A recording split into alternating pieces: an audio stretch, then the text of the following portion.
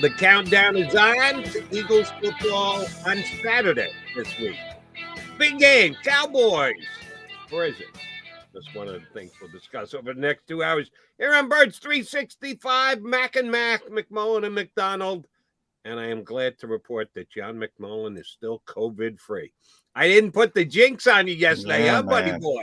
That was like ninth inning perfect game stuff, Jody, and you're throwing the jinx out there. I was very concerned about that, considering how many people are testing positive around the country, asymptomatic, and I'm like, I'm 186 for 186, and Jody McDonald's is going to talk about it? Come on, you're a baseball guy. I've never believed in that if you're a reporter, which, oh, by the way, we are here on the show on Birds 365, your job is to put the information out there, not to worry about That's changes. true. That's if you're true. A fan and you're just sitting there. I say all the time, there's no such thing as jinxes. I'm only joking around, obviously, because people, they'll say, oh, you jinx the Eagles because you put a good thing out there. You say, nah. I always say, no, there's no such thing. Don't worry about it. So I'm just joking around. I agree with you. The only jinx that was part of yesterday's show was when you called Howie Roseman the fifth best general manager in football. I think you've jinxed Howie. I think every move he makes. Evidently, I have ingratiated myself to Howie. I have bent over backwards to try to get into good graces of Howie Roseman. I go, first of all, Howie doesn't like me. Howie doesn't like reporters in general, except one notable NFL reporter that is nice enough to come on this show that will remain nameless for the time being. Look, I always say this, and I put this on Twitter because it annoys the living you-know-what. I kill this team. Half of the time, it's like everybody kills me when I say Jalen Hurts isn't an all-pro. Oh, McMullen this, McMullen that, McMullen that. And then, McMullen says he's in Howie Roseman's back pocket. I mean, come on, people. Anybody, and it doesn't bother me that much with fans, to be honest, because fans are emotional. They love the team, whatever. When it's other, people who should know better, that bothers me a little bit because they know the score, so to speak, and they know the real landscape. But it brings to me, if you don't think someone else can be objective, that to me tells me right off the bat, you can't be objective because you don't think it exists. That's what it tells me. That's funny. First thing I do every morning when I come down, turn the computer on, get my couple of websites up, I throw on NBC Sports Philly to watch the recap, the little 15-minute mini show they do from what happened in Philly sports the day before, pick up an Eagle nugget, whatever. Last night it was Sixers win, so Tobias Harris had a nice bounce-back game. He waited till after he left Philadelphia to comment on his actions from the previous game at home where it seemed like he was mouthing, don't clap for me now, because they booed him a little bit because he's in a little bit of a slump. He's not playing well. And I usually defend Tobias Harris because I think the fans are overly critical of him. He's not having a good year. I'll be critical of him. He's playing below what he's supposed to be playing. But he was, for me, an all-star level player last year, and people have forgotten that pretty quickly. But Tobias said last night, come on, they were booing me. I get it. So what? And it's the same thing for you and I. Do I get worked up when the fans say, Jody Mack is this, Jody Mack? No, that's part of the gig. You have to understand it. Tobias showed it last night. It's part of the gig. Some people are going to be critical of you because you're in the team's pocket. Some people are going to be critical of you because you say too many negative things about it. You can't please all the people all the time, so you let the critique roll right off your back. Now, when your partner like me starts to get on your case, now you know you got a problem. You got to look in the mirror. I wasn't talking about you, but we do it in good fun. But well, two things. One, as I always say, people, I didn't say Howie Roseman was a top 5 talent evaluator. I said specifically Howie Roseman is a top 5 general manager for a reason. I use that term for a reason. So if you are only looking at talent evaluation and you think that is his lone job description, no, he's not top 5. He's not as bad as people think he is because they don't look at the rest of the league. They don't see the mishits in the rest of the league. But no, he's not top 5. If you look at the all-encompassing job of a general manager, he's top 5 in my estimation. Now, I've had some other people that are more reasonable reporters say he's top 10. He's probably not top 5. I can listen to that conversation. You know, he's probably on the crux. If you tell me he's 7 or 8, okay. If you're going to tell me he's 30 or 32 or no, you don't know what you're talking about. I'm sorry. Not even close. Well, Howie Roseman will be considered a major mover and shaker in the decision on what the Eagles are going to do on Saturday. Again, Nick Sirianni yesterday would not commit to who is going to be playing for him on Saturday. And you're allowed to ask that question. You guys go down, got to talk to him. And that is a very fair question this week.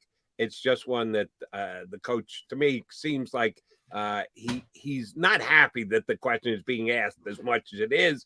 But sorry, Nick, that's the situation we're in right now. I know you don't face that question every week. John McMullen doesn't get on there and go, Coach, who are you playing at safety? Who are you playing at linebacker? No, we assume we know who are the guys who are going to be playing if they're healthy, the guys who have been playing all along. But this week is a different story. They've got a decision to make on who they want to play, who they want to get some action, who they want to let play the entire game, and who they want to say, no, you're too important to us to risk going into the biggest game of the year, which will be next week in the playoffs.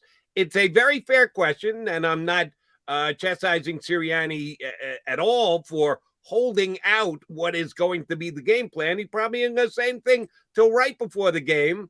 So that leaves us to speculate. And that's exactly what we're going to do here on Birds 365. Johnny Mac reading the tea leaves as best you can. How drastic will be the Eagles' full protection mode on Saturday? I'm hoping to have a little bit of a better feel this morning. Nick is going to talk at about 11:30. But do you really think he's going to give you anything? No, he might offer a little bit of a nugget or two.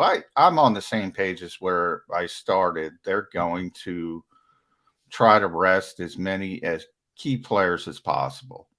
And it's going to be a preseason environment, whether that means starting guys and letting them play a quarter or something like that and moving into the main reserves. But, you know, I talked about it. Instead of Fletcher Cox, I think you're going to see a lot of Milton Williams. Instead of Darius Slay, I think you're going to see a lot of Zach McPherson, you know, where there's obvious players. But again, this is not the preseason. You don't have 80 or 90 players. Right. So you have to play certain players because you only have 47. So the most interesting question, as it always is in the NFL, is probably quarterback. What are you going to do at quarterback? You know, Jalen Hurts is, we talked to him earlier in the week, and DeMonte Smith yesterday. And, you know, they're football players. Javon Hargrave, another one. They want to play. They want to play. They want to play. Look, Jalen's still on the injury report with that ankle, even though he looked pretty good, especially on the one run in Washington. But it's pretty evident they're being more cautious with him as far as the running game goes. So clearly there's something going on with his ankle. So do you really want to inflame that before the playoffs or risk it before the playoffs? I don't. And then if you're going to sit offensive lineman, Lane Johnson hasn't practiced this week. Now, most of it is rest, but they also put /knee. So he's dealing with a knee injury. We know how many injuries Jordan Mailata is dealing with, how many injuries Jason Kelsey's dealing with. So even if you get, say, a Jason Kelsey back off the COVID list to make sure his consecutive game streak extends, you don't expect them to play a long time. And if you don't expect your key offensive lineman to play a long time, well, you sure as heck don't want your first team quarterback playing behind a second team offensive line, or at least a makeshift offensive line. So I think in a lot of ways it's just common sense, and they're going to try to limit as many as their key players as possible. And oh, by the way, Dickerson again for the second consecutive day didn't practice, so you know that it's going to be a makeshift offensive line. Not to the Eagles' credit, they've done a lot of that this year with guys missing games and plugging guys in, and still kept the level of play pretty damn high, which is a testament to the team and specifically their offensive line coach. Here's something that dawned on me this morning. I was out walking a dog, having a cigarette, and going through my mind, we're going to talk about on the show and guys who are on the COVID list, and are they going to sit guys in? Who the hell's playing running back for the Eagles on Saturday night? Because right now they have Kenneth Gainwell as the only active running back. Miles Sanders not playing. Jordan Howard and Scott on the COVID list. Correct me if I'm wrong, but they have not elevated anyone from the practice squad at the running back position yet, have they? No, but you could do that at any point leading up to the game. The only two players they've elevated to this point are, and by the way, that was also a little bit of a hint, because all of those players who went on the COVID list under the new rules would be eligible to come back before the game. And they already elevated Cameron Malveaux, Jacoby Stevens. Now, part of Stevens, I think, is because Sean Bradley's still dealing with that stinger from the bender he was in. So he did a good job replacing him a little bit on special teams in Washington. So it's an evident that, Sean's not going to play. I would say, even though he's back at practice, that would be my guess. I have no idea. They might want to play him at linebacker if he's healthy. Right. They might want to sit TJ Edwards. So could be two different things, but you get the point.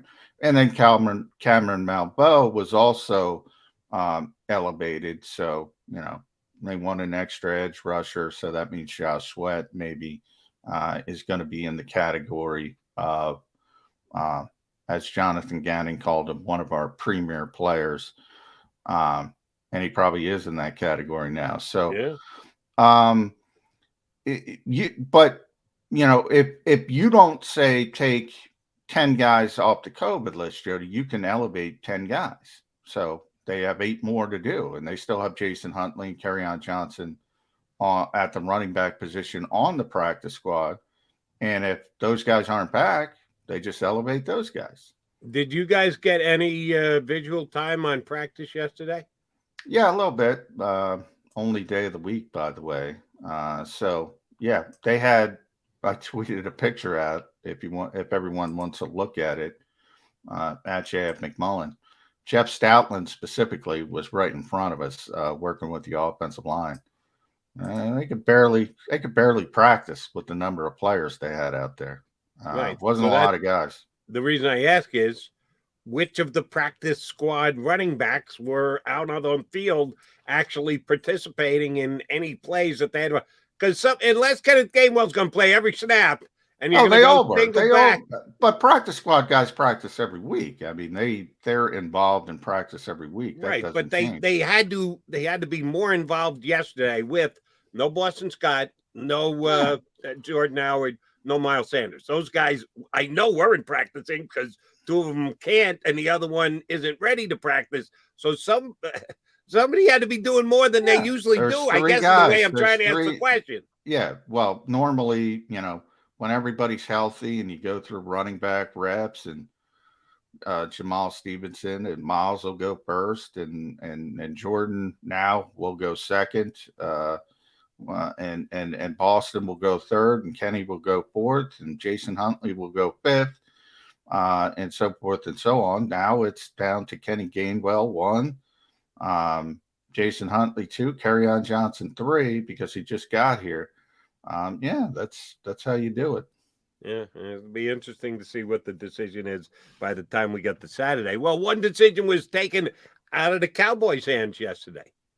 Micah Parsons, the outstanding rookie linebacker who is not only going to win Rookie of the Year defensively, but will be in the running for Player of the Year defensively, will not be playing this Saturday against the Eagles. He was put into the COVID protocol yesterday, which gives him just 2 days before the game. So even in the lax, or maybe I should say relaxed NFL COVID protocols, he is not going to be eligible to play. Is this the Cowboys doing the same thing that the Eagles did beginning of the week? Get the testing over and done with. Hey, we were potentially planning on sitting you anyway. You were going to fall under the protection apron. Well, if it is, Jody, this is another example why Howie Roseman is top 5. If it is, you get it done on Monday. You don't do it on Wednesday for that exact reason. So another example. I don't know. But let me play devil's advocate. That maybe the Cowboys aren't as slow to the take as you're making them. Maybe they had no plan to play Micah Parsons at all. Maybe they wanted to sit Micah Parsons, but they wanted some cover that, hey, it wasn't our choice not to play Micah Parsons, that they said, well, have him test. Truth be told, we hope he tests positive, and that we were going to tell him we didn't want him to play anyway, but it just makes it that much easier pill to swallow for everyone if he's on the COVID list. So we got to wait till after. It's not even a choice of he and or I. And oh, by the way, yeah, all the Eagle players, I know they all had a chance to talk to you. Shockingly, they all said they wanted to play in this upcoming game. Hello. That's nice. Everyone expected to say that, but it doesn't matter. It's not your decision. And it might be the same with Micah Parsons, that they said, you know, Micah, because you remember back to the draft, and you and I both had draft guys on right when we started Bird 65. A couple guys came on and said Micah Parsons not the most coachable player, that he's a talent. He's got skills, but he's not the most coachable guy, and he didn't play this last year. Maybe they didn't want to have a conversation with Mike about sitting down, that they said, let's get him tested. And if he tests positive, then he's out of it. So it makes it easier for everybody. Could the Cowboys have played their cards that way? I mean, I guess it's possible. We're going to have Gill Jon Machota on the program, so maybe we'll get some clarification. Maybe he had symptoms. Maybe that's why he tested. Maybe he felt he had a cold. Maybe he had a scratchy throat. There's another of symptoms, but there's another of ways it could have went down, and maybe John has a little bit more information. But if you are gamesmanship, if you're playing the game, got to deal with Monday. Doesn't matter. And you'll see it. As I said, I'll be here Monday morning, hopefully, God willing. Tuesday morning will be the bigger day, actually. So Tuesday morning next week, I think you're going to see a spike in the COVID list, because I think everybody's going to get their guys tested on Monday. With the intent of making sure they're on the field for the potential playoff games over the weekend, and on Monday night. By the way, there's a Monday night game now. So I think that's the way it's going to go. We'll see if it shakes out. But yeah, it could have been that. Could have been what I said. Could be he's actually sick, and he actually got a test, and he came up positive, which, again, I point out, and again, not your fault, Jody, because everybody does it. Nobody even brings that part of it up, that somebody might actually not feel well, right? And which brings up the hypocrisy of the whole situation. But right. We know that. Have you been able to find out, of the 12 guys that tested positive for the Eagles on Monday, if any of them feel bad or actually have some pretty significant symptoms? They keep that stuff pretty well in the wrap. They're not allowed by rule. It's similar to the concussion protocol to talk about players in the COVID protocols. But I will say there is no concern at the NovaCare complex about anybody. So that pretty much no one. In other words, no one's hand wringing about a certain player, and they hope. There was one player who was hospitalized earlier this season. And I'll try to look it up in a break. I forget who it was, but so, people do forget. It could be, I know it was an offensive lineman. I forget who it was. I don't remember either, but, I'll try to look it up in the break. So there is possibility somebody gets sick. It's usually going to be a bigger guy, obviously. So you always have to bring that into the equation, but no, everybody was happy. Everybody was smiling because they made the playoffs and all that kind of stuff. So it kind of, there's no worry. Fair enough. We do not worry about you guys sticking around. And Xander just popped in. Dakota Dozier, ex-Jet, practice squad, I believe, on Minnesota, was hospitalized earlier this season. And you're telling me none of the Eagles' 12 positives this week were hospitalized. You're pretty damn sure that it's not of any major consequence that they're on the positive list as of right now. As of right now, no incident. Maybe a minor symptom here and there, but no major issues. John McMullen, Jody McDonald, your Mac and Mac Bird 365 guys. We've got two good guests joining us today. First on the Philly side, Mike Gill from 97.3 Down the Shore. John's ex-radio partner will hop aboard and join us coming up in just a couple of minutes. And then, yes, in hour number 2, we'll give you the Cowboy outlook for the showdown game. The Eagles subs against maybe some of the Cowboy subs. We'll get a bit clearer picture of that from John Machota. He covers the Cowboys day in and day out for The Athletic. He'll be hour number 2. But coming up next, Mike Gill joins us here on Birds 365. This is Joe Krause of Krause's Coats, inviting you to donate a slightly worn coat or jacket and help veterans stay warm this winter. Go to Krause's Coats on Facebook to help those who've served. Have a happy holiday.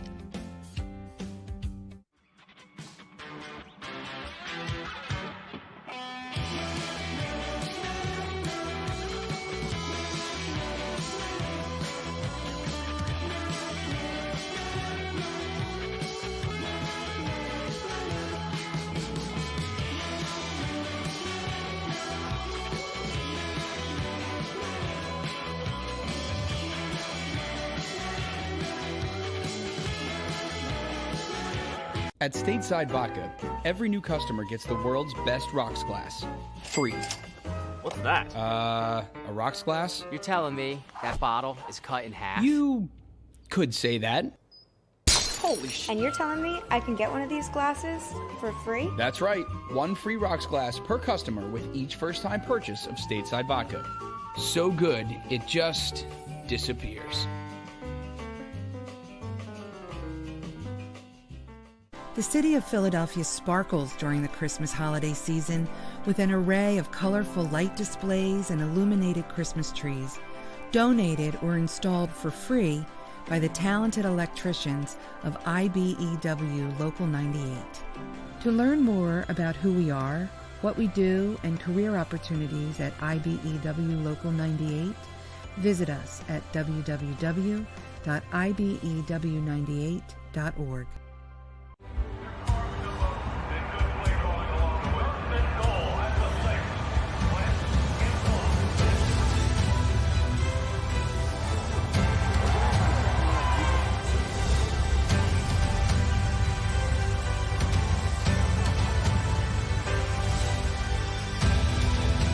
Field of life, First Trust Bank is there for you.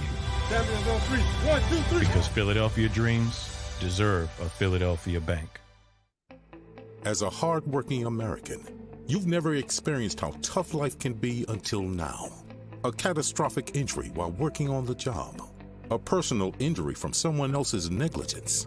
Turned away by other law firms in the region who didn't bother to learn your story.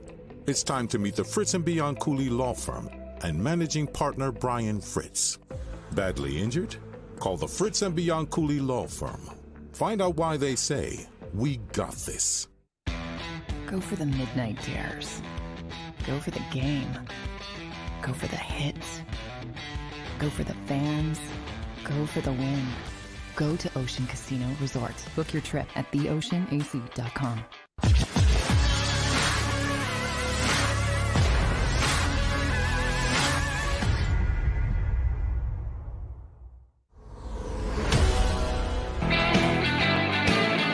Birds 365 here on the JAKIB YouTube channel. Appreciate you getting up and staying tuned with your Mac and Mac guys, McMullen and McDonald. Oh, we've got a third party to add to the mix this morning. I consider myself John McMullen's partner now. Oh, as does our next guest. who partnered for him down on the shore on the ESPN affiliate down there. Mike Gill hops aboard here on Birds 365. How are you, MG? Good morning, gentlemen. How are you? I'm doing well. There we go. I miss those pipes, Mike. I miss those pipes. Especially at 8:20 in the morning. They're a little deeper. Yeah, that's what we want. Mike, well, let's start with Howie Roseman. I know I was taking some hits yesterday. You took a torpedo or two for pointing out that Howie Roseman isn't the worst general manager in NFL history. I always joke, you go back to Amazon when they did All or Nothing for the Eagles. The funniest part of that whole show for me was they were following Howie along, and he explained why he's got the darkest tint on his car because people would recognize him and say the most horrific things. What is it about this guy that Eagles fans don't recognize? I mean, this is a pretty successful franchise over his stewardship. It's amazing to me. Is he my favorite guy in the world? No. Is he the best GM in the league? Absolutely not. But I feel like people think he's 32nd, and it's not close. Like, this is the death evil of this franchise. And I'm thinking they won a Super Bowl 4 years ago, which they had never done before, which of all the people to give the most credit to, he probably is the highest on that list of who deserves the credit. Were they great afterwards? Not necessarily, but I look back and I say, man, Aaron Rodgers is probably the best quarterback in football. He has one Super Bowl to show for it. Most of these guys, Drew Brees, one Super Bowl. Most of these franchises, one Super Bowl. Unless you want the Philadelphia Eagles to literally be the Patriots or better, you are going to think this guy stinks then. To me, I've said this on my show, and I get a lot of grief for it. If his name wasn't Howie Roseman and his name was just Bill Smith, and he didn't talk the way he talked and didn't look the way he looked, I don't think people would dislike him as much. He just has a look and I think there's a lot of bias against his name and his look. And, he has that kind of Cole Hamels went through it the year that he was terrible. He had that, that California sound, and people just didn't like him because he just didn't pitch all that well. And then he would talk and he didn't sound like a guy. I feel like Roseman falls into that category with this fan base. And it's a shame because does he hit on every draft pick? No. But I ask, who does? Right, who does? Other than Jalen Reagor, who is an absolute bomb, where have they egregiously missed on a guy where you were like, oh, that guy was right there? I mean, even when they took Marcus Smith, which was horrible, there wasn't another guy within about 10 picks that you would have been like, now that guy would have really helped us out. Like, you make mistakes, and for the mistakes he's made, I don't think someone else is coming in here manipulating the cap the way that he does, bringing guys in for 1 year, getting them back out of here, look, people said, well, he put them in this situation. Well, some things happen. Aaron Rodgers wanted to leave because he thought his GM was a jerk. He's still there. They're going to have to figure out how to get out of that mess. So Wentz and Roseman didn't get along, apparently. Well, guess what? He figured a way to get out of it. Sometimes critical thinking is part of the job. Okay, I made a mistake, or somebody don't see. You're not going to see eye to eye with 53 men for 10 straight years. It doesn't happen. No. All right. No. To you two Howie Roseman lovers. And I don't hate the guy, but I think you're both going a little over the top here. How much influence does Howie Roseman have on Jalen Reagor continuing to play for this football team? That's a fair question. My God, I mean, because I don't think it's Nick Sirianni. I don't think Nick Sirianni is going back, breaking down that tape on Monday, going afterwards. Oh, Jalen was good. Jalen, that's a bad break. We still think Jalen's going to be a star. Yeah. I think Nick looks at today and goes, man, this guy's hurting us. I got other guys on a bench I could put it. Oh, wait, Howie's on the line? Do I have other guys on the bench, though? The fact that Reagor is staying in the lineup as he's hurting them. Jody loves Greg Ward like we love Howie Roseman. In fact, more. Right, I was going to say, do they have another guy? I mean, we've had this discussion on my show as well with do they get more if they just put Greg Ward in there? I don't know. Maybe you get 3 catches for 14 yards instead of no catches for 0. You It's a fair question. saw the 27-yard catch this week, right? You're right. Oh, I like Ward too, but I would say you like him, but you just threw his numbers out there. It's 3 catches for 14 yards. Well, he's talking about it. He's talking about a typical fan week. list there, big guy. In Mike's defense, he's talking about a typical week, not a right. Generally, Ward is not a big because he doesn't get targeted. Well, right. I don't think he averages 27 yards per reception. Right, yards he was targeted. He doesn't average 4.2 either. He was close last year. No, okay, Ward. I like Ward because I think my point with Ward is he at least is a guy I think Hurts would trust, and he might only get 6 yards a catch, but it might be a 3rd down and 5, and he gets 6. So I don't have a problem playing Ward. My point is, Jody, I think all the GMs, I talked about this with John in the past for years. The biggest problem I have with GMs in almost all sports is the fans want you to admit you made a mistake on a draft pick. It's okay to say, we took this guy. We're going to move on because he didn't work out. I think teams all over the league have that problem of saying, we took this guy, you got to keep playing him. Instead of saying, we took this guy and we think we made a mistake and let's move on. They proved they made a mistake, though, by drafting Smith the next year. That was their message. We made a mistake. This guy isn't who we thought he was. And the year before, when they said we drafted Arcega-Whiteside, and he's no good either. So they've kind of said we've made mistakes. But you're right. Why do they keep playing them? I think that's a perpetual problem all over the league. Why do these guys keep getting played? And that's what, and I've told Jody that in the past, Mike. I mean, that is not a Philadelphia Eagles problem. That is an NFL problem. I mean, that, and here's the issue. It's a self-fulfilling thing because, you know, when you see it with Howie Roseman, when you miss on a 1st-round pick, you get killed. It doesn't matter if you made up for it with a 4th-round pick or a 5th-round pick or a 6th-round pick or a 7th-round pick. Nobody cares. They always look at that 1st-round pick always has that tag on his neck. That was the 1st-round pick. He failed. Danny Watkins failed. You mentioned Marcus Smith failed. All around the league, you know, Isaiah Wilson got cut again. He was a 1st-round pick, I think, in Tennessee, which is, you know, everybody's telling me how great Tennessee is now. And hey, they picked a guy who didn't play more than a handful of downs for them in the 1st round. It happens all over the league. Jeff Gladney's in jail, I think, for domestic abuse. We all know, unfortunately, what happened to Henry Ruggs. There are issues. Now, when somebody fails, like Jalen Reagor fails, he fails because he's just not a good football player. Yeah, that's a hit. That's a bad talent evaluation. But as I always said, if you went to the Minnesota Vikings today and said, hey, Wilk brothers, because you can't talk to Rick Spielman or Mike Zimmer. They're going to be out of a job on Monday. Hey, we'll trade you our front office for Justin Jefferson. The Vikings would jump at that deal. The statement you just made is the irony here is Minnesota, who they got Jefferson, and you got egg on your face. You've been to the playoffs. They're 0 for 2 since they've got Jefferson. Their coach and the guy who drafted Jefferson are going to get fired. Drafting wide receivers is fantasy football. We all like to get excited about skill players. But football fans, you win by drafting offensive line. You're going to miss on wide receivers, skill players. When you hit the Vikings have Dalvin Cook, Adam Thielen, and Justin Jefferson, and they can't make the playoffs because they can't draft on the offensive line. Their line is a joke.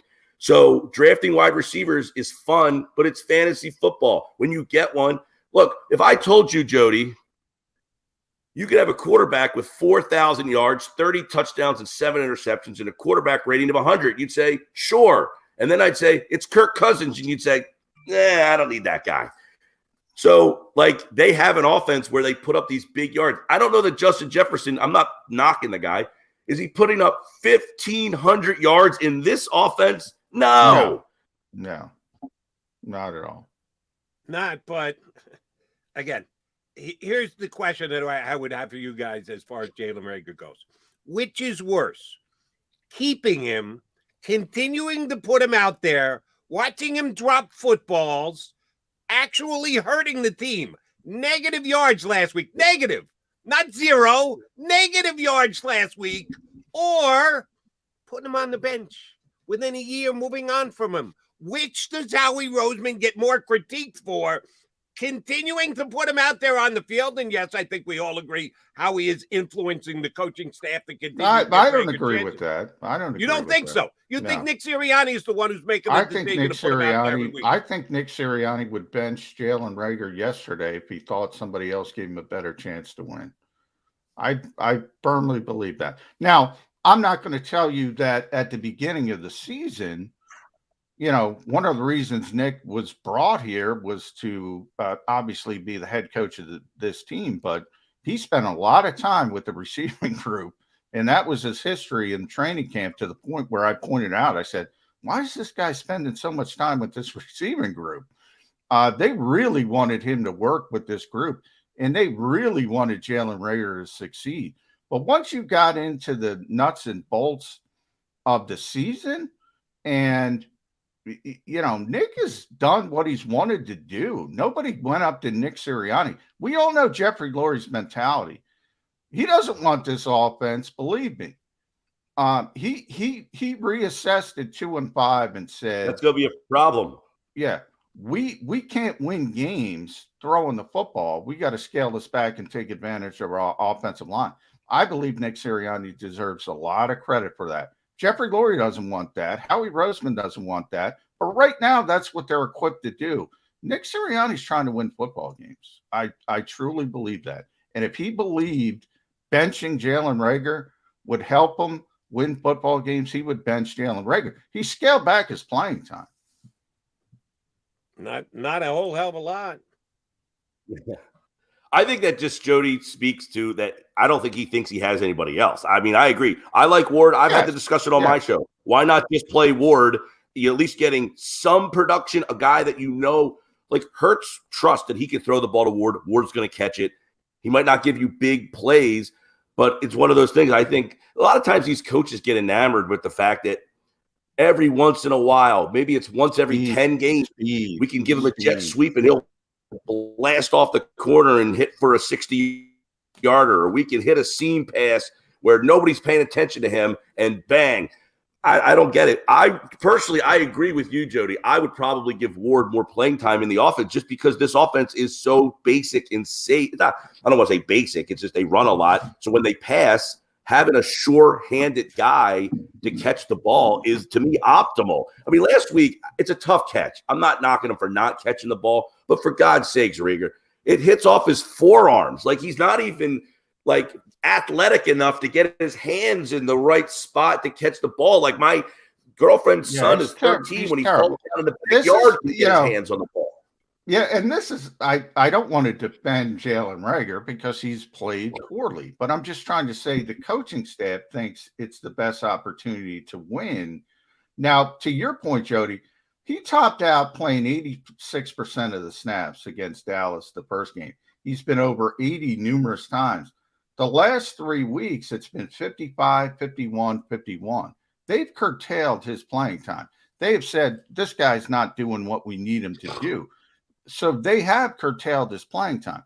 But and I talk about this all the time. A big part of, and Nick has explained this to us, a big part of the running game is the spacing. It's Jalen Hurts on the backside. It's the +1. It's the guys who can run. It's why they play 13 personnel. 2 reasons. They don't necessarily have Devontae. Sometimes they do if they want to throw the ball. But if they don't want to throw the ball, they want somebody with speed. They want somebody to be able to set the edge. But you never want to talk about blocking or spacing when you're talking about an NFL wide receiver. So there's 2 different questions here. Jalen Reagor's unquestionably a failure as a first-round pick in the NFL. Is Nick Sirianni being forced to play him, though? I don't believe that. I just don't believe that. Otherwise, he's lying straight to my face on a consistent basis. And he doesn't lie with other things. All right, well, hey, if you believe that Nick Sirianni is in charge and Howie Roseman is backed off influencing, fine. Well, then here's my stance. Shame on Nick Sirianni. Well, that's who I think. You want me to move the blame card? Yes. Nick Sirianni? Done. Nick, Yes. why the hell is Jalen Yeah. Reagor continuing to play? And I Forget think about that's Howie. Answer me to have the coach explain it to me. and I Let think me- that's a more valid criticism. And Okay, that's now what I would say. I've never coached NFL football, but I am wearing my championship hat. I did win a World Series this summer, boys. Okay. And we had this lunch. We would have this breakfast every morning, and we'd go over the lineup. And you'd have a guy who's not doing anything, but you'd like the other guy, you're not doing anything. This guy was there for the original reason is we thought we'd be the best version of ourselves. It's our job as the coaches to get that out of him. And that's where the coaches put it on them, Jody, where the coaches believe they can get Reagor to be the best version of himself. It's not happening, but they always deep down say, I can be the guy. And that's why these first-round picks keep getting chance after chance after chance, because the coaches believe, sign that guy, I'll get it out of him. And right now they're not getting it out of him. They're not, because look, Reagor to me is I don't know if it's a mental thing now. I mean, Jody, you've been around this town forever. These guys get gobbled up by the fans here, and they just can't get out of their head. And I think he's in that spot now. Is he a talent? I watched him play a lot at TCU. I'm a Big 12 guy, West Virginia. When they drafted him, I didn't think it was that big of a problem. He was shot out of a cannon. The problem I have with him here is he doesn't look like he has any game day speed. Like, he never looks like he has a gear where you're like, that's why they took him. Never. He doesn't look like he has this straight ahead speed. He doesn't have good game day speed to me, and that's why they took him. Yeah, it's a good point, and probably too much Jalen Reagor talk. So I want to shift to the players who can play, Mike. And are they going to play against the Dallas Cowboys? The key components of this team, and would you play them? Where do you land in the old rest versus rust argument with the playoffs looming? And it's interesting to have a potential. Now, the Eagles could be the 6th seed, most likely the 7th seed. You don't often see a 7th seed or a 6th seed resting for the playoffs because you don't have to play for anything in the final week of the season. Yeah, typically, I mean, I think it's a year-to-year or week-to-week type of thing. Like this year, playing the 3 games in such a short span like they did to get here, I think I'm definitively sitting the guys this week. I mean, this is a team that has had injury issues for the last 3 seasons up and down the roster. They haven't had as many this year injury-wise, they other than the interior guards where they played like 5 right guards and 4 left guards. They really have been healthy on the offensive line. So I'm not taking a chance of getting any of my guys up front hurt or any. I mean, quite frankly, I'm not using, Fletcher Cox. I'm not using Josh Sweat, Darius Slay. I can't get those guys hurt in the last game here. So seeding for me, I'm sure you guys have discussed who's a better matchup. Pick your poison. I mean, I think the Rams roster is probably a little bit more talented right now than the Buccaneers. But do I really want to say, yeah, I'd love to go play Tom Brady on the road? So it's like, I don't know which one is 220, 221, whatever it takes on that one. It's just kind of like, so I'm just letting the cards be dealt to me however they are. I'm going to sit my guys. Do you believe that Nick Sirianni is being influenced as to who to play or not to play? Or is Howie Roseman, much like with Jalen Reagor, saying, Coach, it's on you, bud. You've done a great job. You've gotten us to this point into the playoffs. You completely decide who is going to play and not play this week.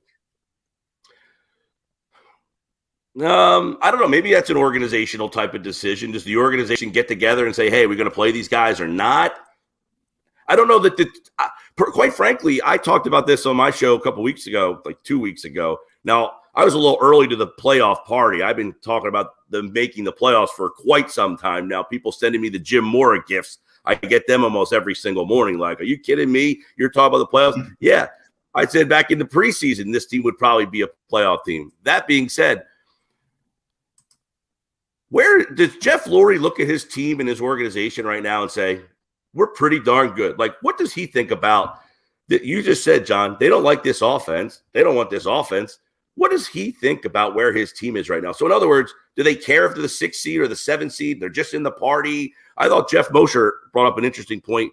Now that you're the 7th playoff team in years, does making the playoffs feel as big anymore if you're the 7th seed? Like if you say, we've been to the playoffs 4 out of 5 years.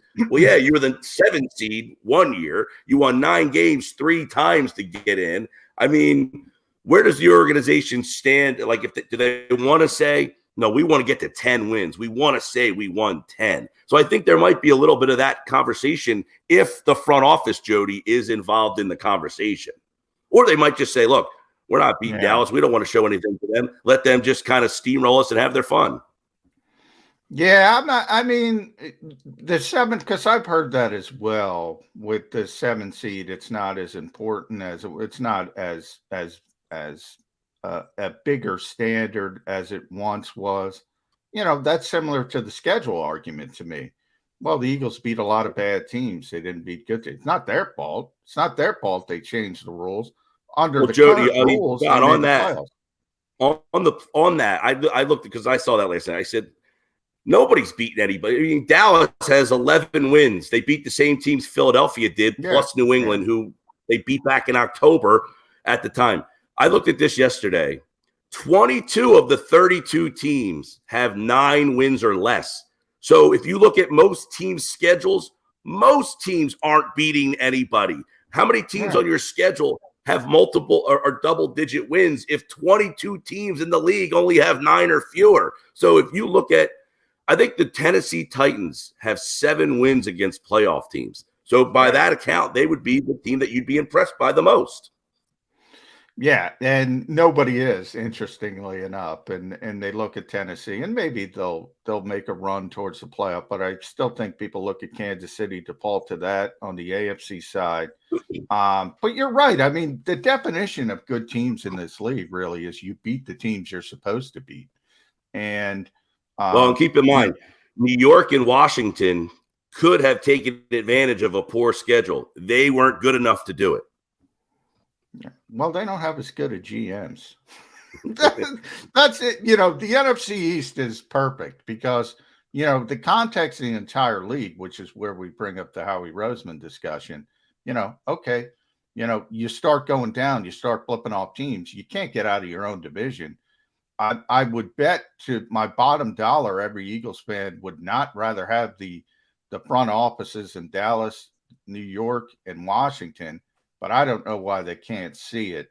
Back to the actual game, though. Dallas Cowboys week, not as exciting as it once was, obviously, Mike. Jalen Hurts, you got to talk about the quarterback. Doesn't make a lot of sense. He's still on the injury report with the ankle injury. He looked good, especially on the one run against the Washington football team, but it's evident that the Eagles have scaled back his influence on the running game since the injury.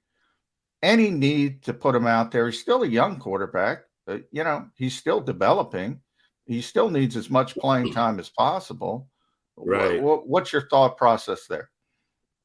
That's interesting because, you know, a couple of weeks ago, there were like 3 or 4 games left. And it's like, are these 4 games, like he's already played 16 and then another 4. It's like, are these 4 games?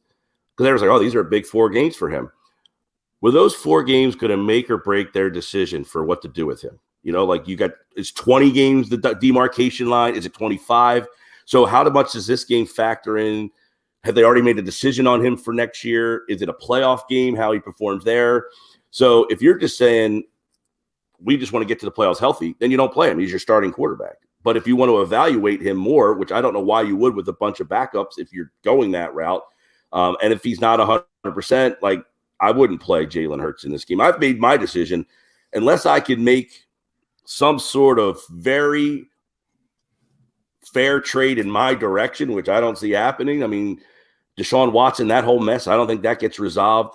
Russell Wilson, maybe they can pull off something there, but it doesn't sound like, you know, this is the place that he's, you know, wants to go. I don't think you'll be involved for Aaron Rodgers. I'm sticking with Hurts, and I'm taking my 3 draft picks and building around him. I'm not drafting a quarterback in this particular draft. So I've seen enough of Hurts to make me feel I'm okay rolling with him for another year. So I would not play him in this game if my decision is to not play the other starters. Now, if I'm going to play everybody, I'm going to play him with them. All right, on that decision, whether to play or not to play, that is the question. some of the guys we've had here on Birds 365, some of the guys I have had on my WIP shows this week have gone above and beyond respect for the Dallas Cowboys, almost to the level of fear of the Dallas Cowboys, that they would be the worst team for the Eagles to match up in the first round. Well, if you truly do believe that, you're the Eagles. I'm not sure they do, but if they do, don't you want to beat the Cowboys to assure the fact that you won't get them in the playoffs because you're afraid of them? Because if you don't beat them, then you bring into the possibility that the Cowboys could jump up to number 2 and the Eagles could be at number 7, and you could end up catching them. The only way the Eagles and the Cowboys meet in the playoffs this week is if the Cowboys win this game. If the Eagles win this game, they're guaranteed to not play the Cowboys in the first round. And if some people are afraid of playing the Cowboys, wouldn't you play hard to make sure that doesn't happen? I don't know that the Eagles agree with the guest. That's part of the thing. I say this, Jody, and I agree. I think the Cowboys have the most talented team. Their problem is they have the worst coach. I mean, and in the NFL, that matters. You know, I've had fights with people. He's still going to be the coach this week, right? Right. Okay, He's terrible. He's terrible. I mean, what he got undressed on Sunday. That was an embarrassment, that field goal situation. For them to be where they are with that roster, they should be the number 1 seed going away with that team. They have the best roster, in my opinion. That coach is terrible. He's awful. Garrett was a complete buffoon, and he's nearly Jason Garrett. So if I get into a situation and I have to play them, I almost feel like I can outcoach that guy because coaching in the NFL does have a big impact. So if I'm playing, they're for them to get the 2 seed, though, they need a lot of things to go their way, right? Don't they need the Rams to lose? Yeah, they need the Bucs to lose, the Rams to lose. Yeah. Right. So, but if the Eagles win the game, then they guaranteed they're not playing the Cowboys. That would eliminate even the possibility. If the Cowboys win, there's I think it's 2 out. Very small chance. You know what, though? I might go in with the possibility of beating a team 3 times is difficult. Go ahead and lambaste me and then try to beat me 3 times in a row. Yeah. Well, last one for me, MG, and listen to Mike every afternoon on 97.3 ESPN South Jersey down the shore. If you had your druthers, if you got to pick, there's 4 potential possibilities. Who would you pick? Tampa Bay, Dallas, we mentioned, the LA Rams, the Arizona Cardinals. I know who I'd pick. It has to do with a coach, but a different coach than you just said. Oh, if I'm going between those 4, I'd probably go Arizona. Yes.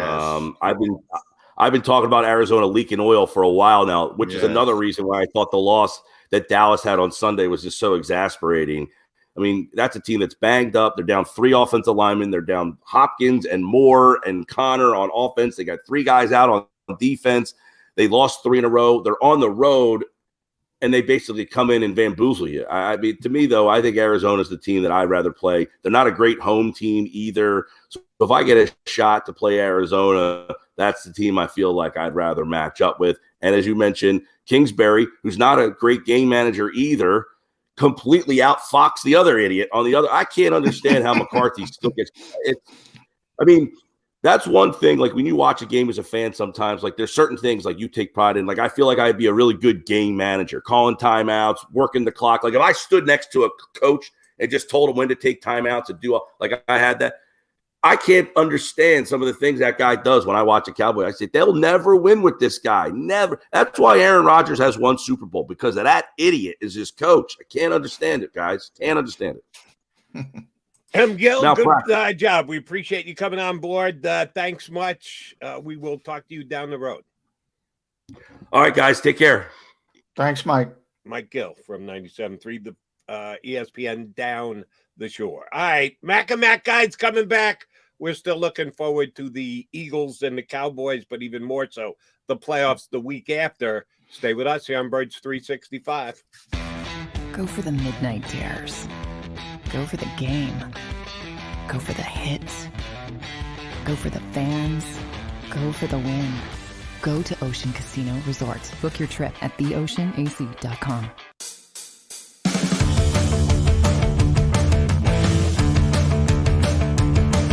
Good day, everyone. It's Joe Kraus from the JAKIB Media Network here at Neck of the Woods. So excited to introduce Krause's Coat Check, a cold IPA. It's just an incredible thing. I'm in my 18th year of Krause's Coats, and with Brian's help and Frank coming together here at Neck of the Woods, Krause's Coat Check, a cold IPA, was born on this day. We'll celebrate it on January 11th, and everyone is invited to enjoy or to meet and experience the entire JAKIB Media team, and also experience Krause's Coat Check, a cold IPA. Gentlemen, a toast, I think, to you for producing Krause's Coat Check here at Neck of the Woods. Cheers. Cheers.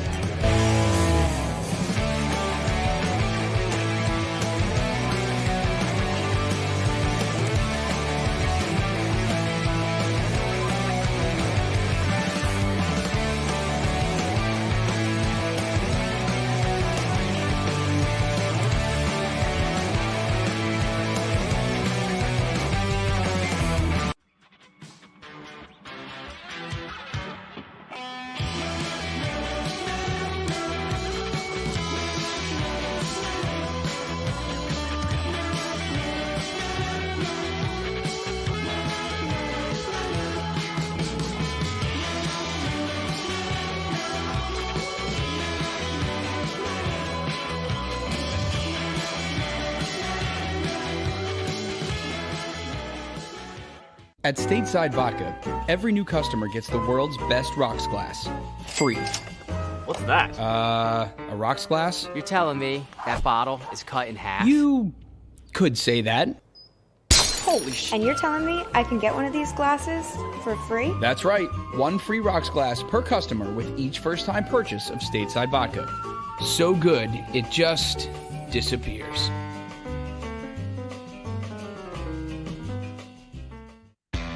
Go for the midnight dares. Go for the game. Go for the hits. Go for the fans. Go for the win. Go to Ocean Casino Resort. Book your trip at theoceanac.com.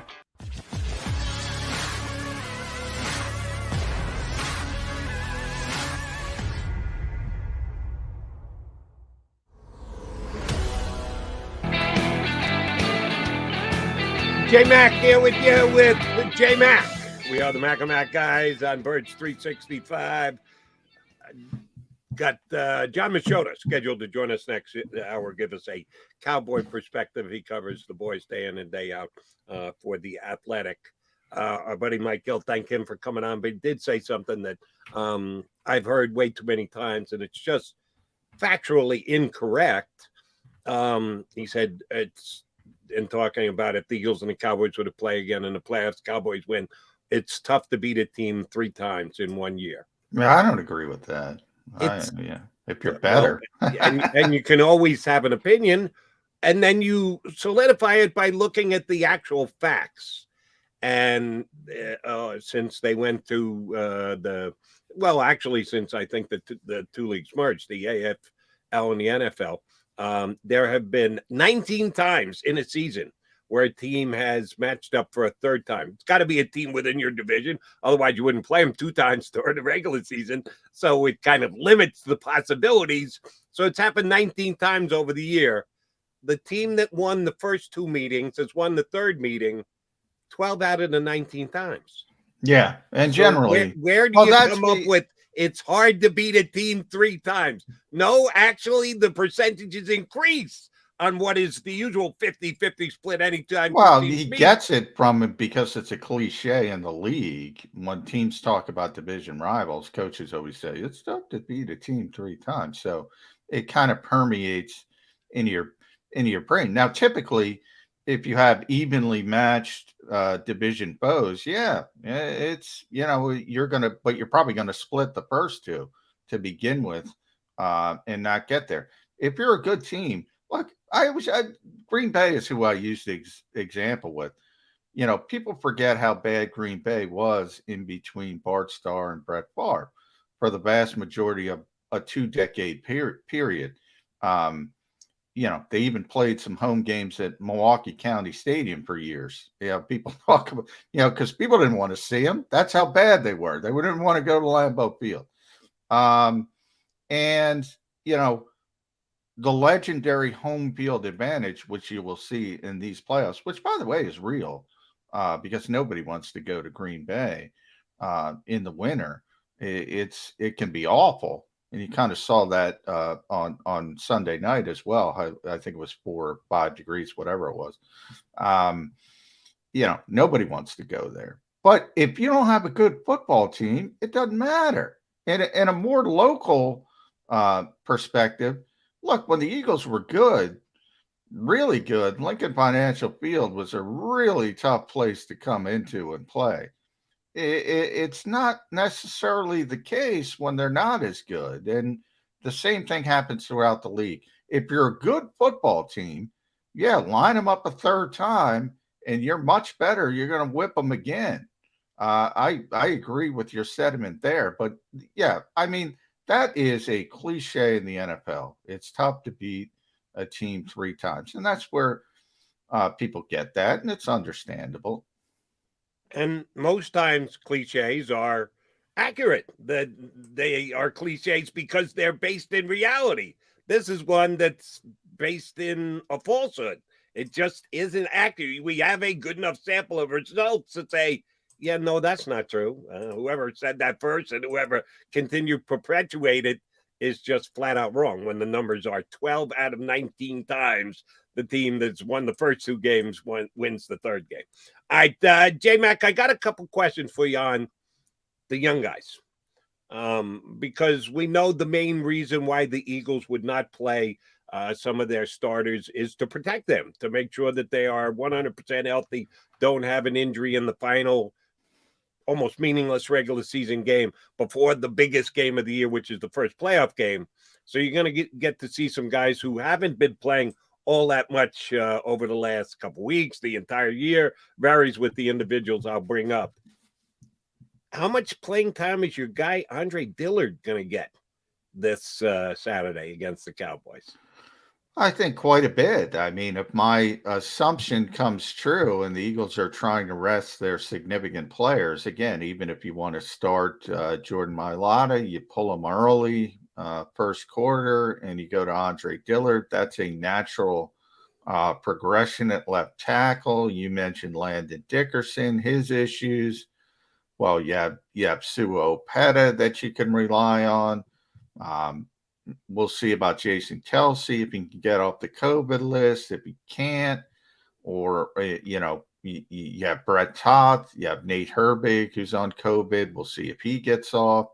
LaRaven Clark can play right tackle. They have Jack Anderson. That's what you're going to look. You mentioned running backs in COVID, Jody. Well, Dallas Goedert's on COVID, and so is Jack Stoll. So they're down to Tyree Jackson at tight end.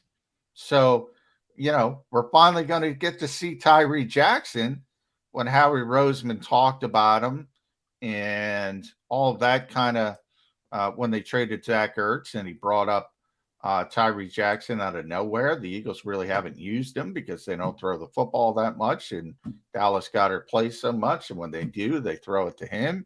They have Noah Tagai on the practice squad. Richard Rodgers is still here.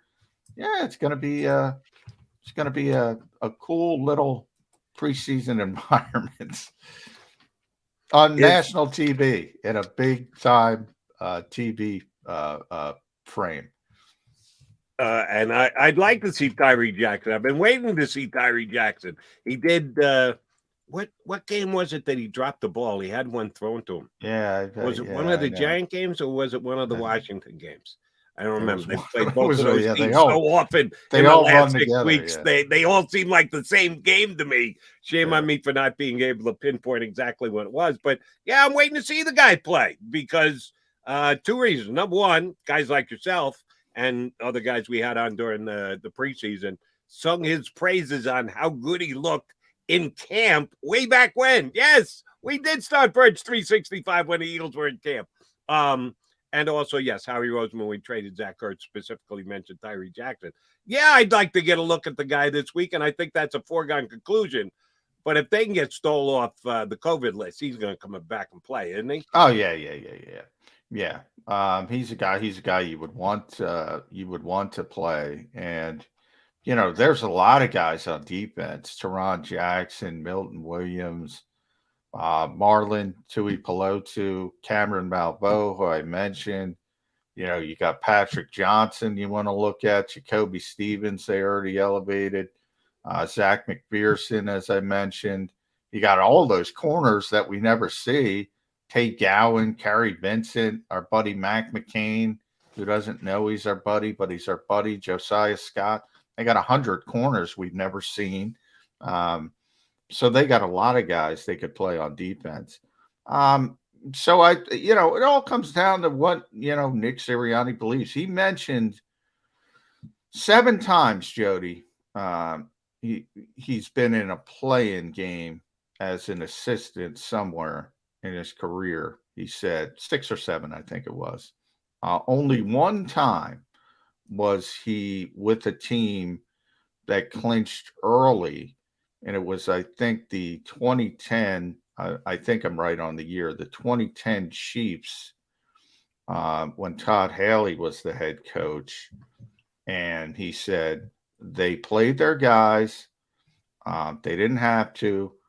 They lost week 17, and they lost the first round of the playoffs. Now, didn't give any, but that's, so there is no right answer. But I think the right answer for the Eagles and what they come up with is that they're going to rest as many key guys as possible. You ran down a list of the reserve, some on active duty, some on the practice squad, cornerbacks that the Eagles have. They've got more, at least under contract depth at that position than any on the entire football team. You got a feeling as to how they think about those guys in a preferential order? That one or two of them, they would think that if we were to make changes, this guy could step in. Don't bring back Steven Nelson next year. Have you been either through your own very small sample visual ability to check out practice and or working your sources around the team? They got a specific way that they would rank those guys that they have right now on the team? And can we draw any conclusions from who's going to play this week? Because, I think that there's a good chance Darius Slay doesn't play at all. Maybe Steven Nelson starts and they protect him too. And a whole bunch of guys get a chance to jump into the game. Not that many, because it's still a 47-man roster, as you've pointed out several times this week, which is dead on. How much do we learn this week of what the Eagles think about those cornerbacks they've got by who does or doesn't play, who is or isn't on the active roster? Well, Zach McPherson's definitely number one. He's the backup outside corner. So, I mean, one of the most positive things for the Eagles this season has been Darius Slay for the most part, and Steven Nelson have been healthy. Darius had a couple concussion issues, but was able to get back and through the protocol. Was a little banged up as well 1 week, but was able to play.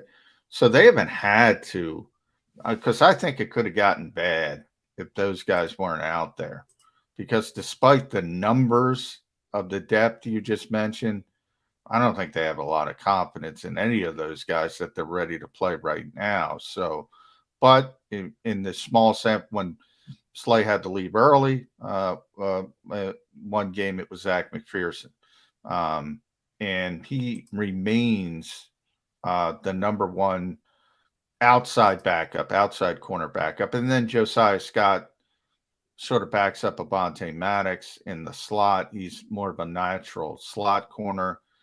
And then the other guys, Kerry Vincent and Tate Gowan, who they got in the trade for Zach Ertz, and Mac McCain. I mean, that's just throwing darts. And they see some young guys that have some athleticism. You learned something when Sean Bradley was out and Andre Sachare were out, because they're two best special teams players. And from a special teams perspective, they went with Kerry Vincent, but I don't think that tells you a lot about the cornerback position. And then we haven't even brought Craig James is still here. He famously of the breaking up Aaron Rodgers at the goal line in the game in Green Bay. He's still here. So they have a lot of bodies at corner, but not a lot of bodies you'd feel comfortable with if you had to play him, especially with the way Darius Slay's been playing. And Steven Nelson doesn't get enough credit. Not a great player, but solid. And let me ask you about Steven Nelson, because this is one area that I gave your guy, Howie Roseman, a ton of credit, because, damn, from day one when we started Birds 365 back this year, one of the main topics on a day-in, day-out basis, we punch up an Eagle guest, who's going to be CB2 for the Philadelphia Eagles? We knew Darius Slay was going to be cornerback 1. We had no idea who was going to be. And the Eagles had not made a move yet to fill that spot. And we threw out the names that were still available for during free agency. And one of the ones that we kept harping on was Steven Nelson. And it was all just a matter of, when is Nelson going to compromise? Chances are he wants $7 or $8 million. Correct me if I'm wrong, but I think he signed for like $4 and change with the Eagles this year. 1 year contract. They got a bargain. Yeah, I think it was. I'll look it up real quick, but I think it was. Yeah, I think it was right around 4. Right, and there were reports out there that his asking price was more like 7 or 8, yeah. And nobody in the league was willing to pay him, including the Eagles, who had a desperate need. But they held out. Finally, Nelson wanted to get something done and knew what team he was going to join, and the Eagles had presumably the best offer on the table, and he decided to come here. That was Howie Roseman showing a lot of patience, playing the waiting game, and chances are he got Steven Nelson. Don't give him credit. Don't give him credit. Don't do it, Jody. Don't do it. Gonna get a lot of hate. When he earns it, he's got to get credit, and he certainly earned it in that particular. What is all I'm doing? One little transaction he made, a little bit bigger than little. It was a really good and impactful transaction he made. He handled them perfectly, and he got him for the price. And I've been really impressed with the season that he's had. I know it's Darius' big play, Slay, on the other side, who has had, yes, bigger plays, but Nelson's done a pretty darn good job as well. And there's so many different ways to look at and grade cornerbacks. I think he's been really good. I would love to see him back here with the Eagles next year. How possible is that? Did he play well enough that he's going to price himself out of the Eagles? Is he going to be a much valued commodity on the free agent market, which he really wasn't this past off season? What do you think the chances are of Nelson coming back to this team next year? Yeah, I mean, I think a lot of it depends. Generally, I don't think he's outplayed where his market put him. So, I mean, that's one you mentioned, and it was actually just over $3 million. So it's even a better deal than we had speculated. But, Steven, you're right. He was a starter, and he was getting about, I think it was 7.5. And he was trying. That was what he wanted, that money somewhere else. He felt he was a starter, a legitimate starter in the NFL. And by the way, he's right. But, it's what the market bears, and he was on the market for a very long time, and he wasn't able to get the number that he wanted. Now, you said I don't know if the Eagles gave him the best offer, but what they could offer, and I remember we talked about this at the time, what they could offer him to was a clear path to playing time. Starting position, right? Yeah, and he knew he was going to be able to start opposite Darius Slay, get an opportunity here, and that was probably bigger than the contract for convincing him to come here, because now he is going to go back on the open market, and he'll get an opportunity to see where other teams value him. Do I think he should get more than $3 million, just over $3 million? Yeah, I mean, he's a competent starting corner in this league. We'll see what the market says, though. If he's back in the conversation, the Eagles can't feel comfortable in saying, okay, we're going to go with Zach McPherson.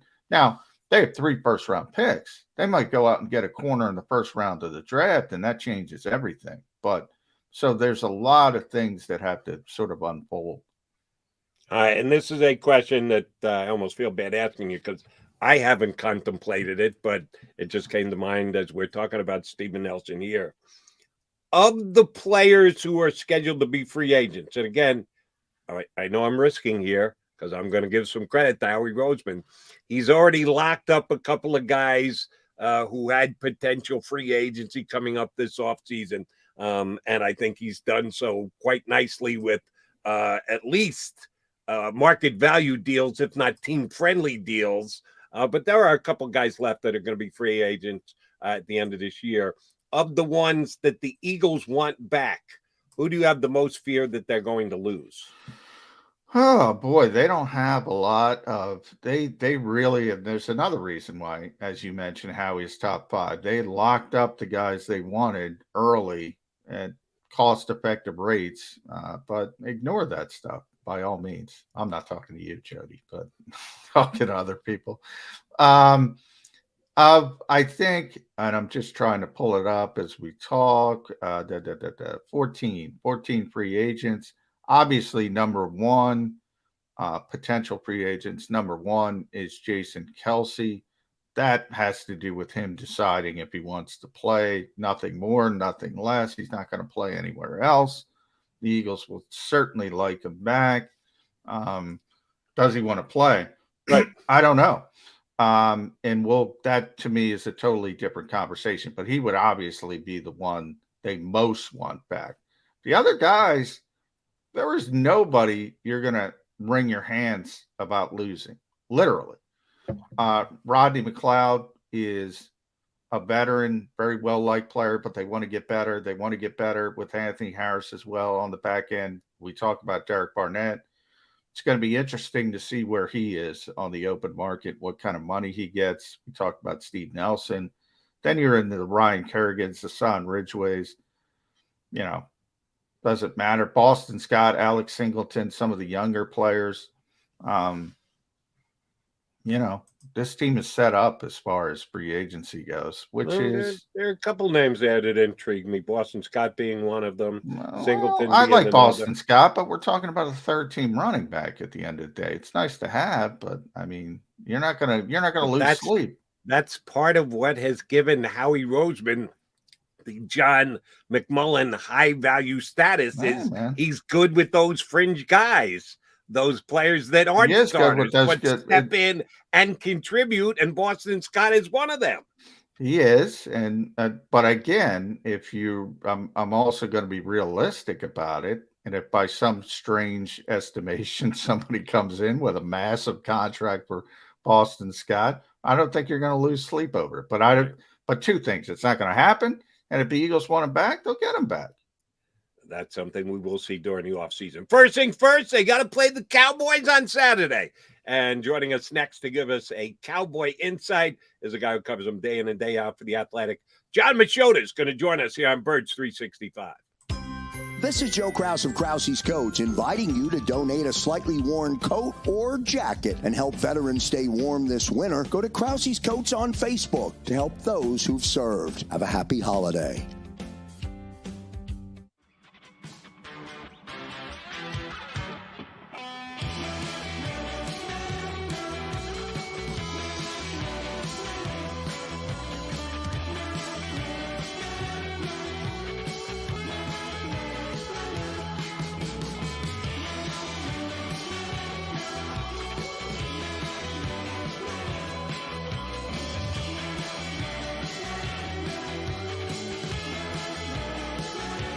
At Stateside Vodka, every new customer gets the world's best rocks glass, free.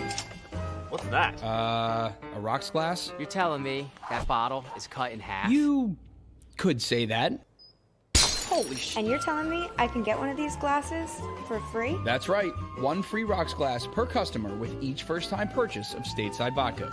So good, it just disappears.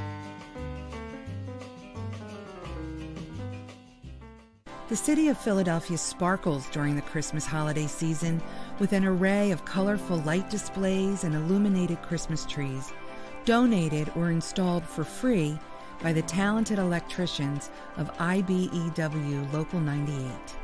To learn more about who we are, what we do, and career opportunities at IBEW Local 98, visit us at www.ibew98.org.